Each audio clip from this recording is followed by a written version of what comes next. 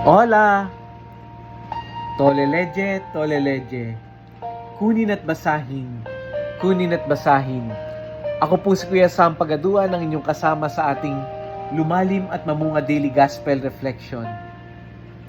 Ngayon ay February 4, 2026. Ang mabuting balita ng Panginoon ayon kay San Marcos. Chapter 6, verse 1 to 6.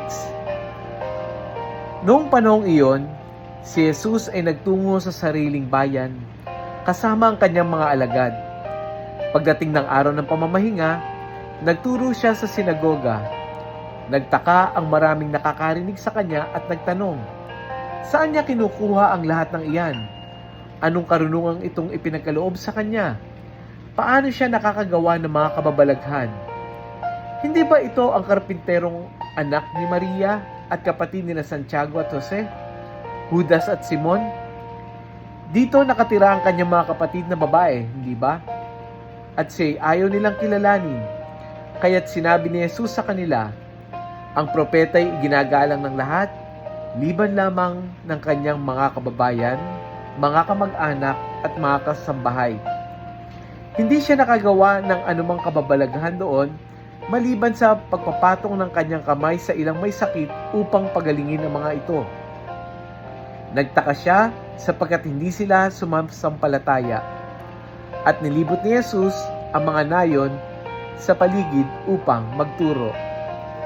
Ang mabuting balita ng Panginoon. Pinupuri ka namin, Panginoong Hesukristo. Alam niyo po, maraming beses, out of curiosity, may mga nagtatanong sa akin, Brother Sam, ganong katagal mo ba ginagawa yung pagdinilay para sa audio gospel mo? Brother Sam, natutulog ka pa ba? Kasi minsan madaling araw ka na kung mag-send. Minsan naman umagang-umaga. Brother Sam, recorded na ba yan? May nakaprepare ka na bang script para sa buong linggo? Sa madaling salita po, marami ang naku-curious. Ang totoo po, sa dami ng ginagawa ko, hindi ko kaya makapag-advance kahit isang araw man lamang. Kaya siguro napapansin ninyo, iba-iba yung oras ng pagpapadala ko ng audio gospel. Merong umaga, may gabi, may hating gabi, meron naman madaling araw, meron tanghali na. Dahil opo, aaminin ko sa inyo, nako minsan, tinatanghali din ako ng gising. At ito ang pinaka gusto kong ipagtapat sa inyo. Ako man naaminin ko sa maniwala kayo sa hindi ko rin alam kung paano ko ito nagagawa. Hindi ko alam kung saan nanggagaling yung mga salita. Hindi ko alam kung paano nabubuo ang pagninilay. Kaya kung kayo ay nagtataka, kung saan ba yung nanggagaling sinasabi ni Brother Sam, huwag po kayong mag-alala. The feeling is mutual. Hindi ko rin alam. Pero, isa lang ang malinaw sa akin. Ito ay biyaya ng Diyos. This is a product of an inspiration from the Holy Spirit. At kung ipapaulit ninyo sa akin yung parehong reflection bukas, aaminin ko, hindi ko kaya. Dito pumapasok na eksakto yung ating gospel ngayon. Nagtaka yung mga tao kay Jesus. Anong sabi? Saan galing ang kanyang karunungan? Paano siya nakakagawa ng ganito? Dahil masyado nilang nakilala si Jesus, dahil kababayan nila siya, kapitbahay, anak lang ni Maria, may ganun ha, anak lang ni Maria, hindi sila makapaniwala. Kasi sobrang pamilyar nila. At sa pagiging sobrang pamilyar nila, naging bulag sila sa biyaya. Ganito rin yun minsan yung nangyayari sa atin.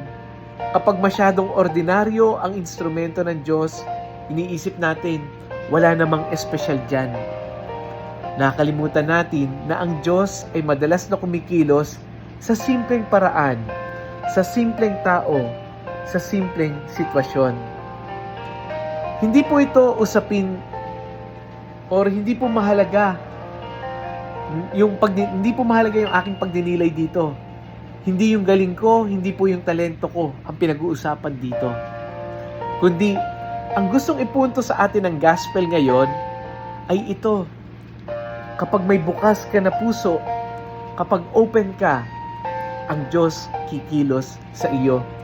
Sa gospel natin, narinig natin, hindi gumawa si Jesus ng himala. Bakit?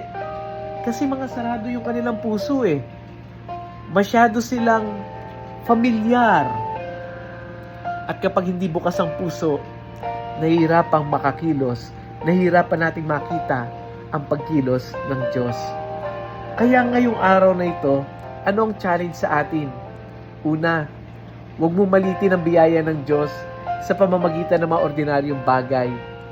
Kung minsan sa simpleng payo ng kaibigan, mula sa simpleng tao, sa simpleng karanasan, doon nagsasalita ang Diyos. Ikalawa, hinahamon tayo ngayon na matuto tayong makinig kahit pamilyar na mga boses. Minsan, ang Diyos ay nagsasalita sa atin sa pamamagitan ng mga taong malalapit sa atin.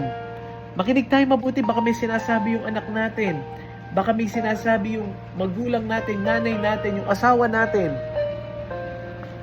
Marahil, ginagamit din ito bilang boses ng Diyos. Panghuli, magpakumbaba tayo bilang instrumento ng Diyos. Gamitin ka man niya o gamitin ng iba, ang mahalaga ay siya ang kumikilos. Let us pray. Panginoong Jesus, patawarin mo kami sa mga pagkakataong hindi kami naniniwala dahil masyado ka ng pamilyar sa amin.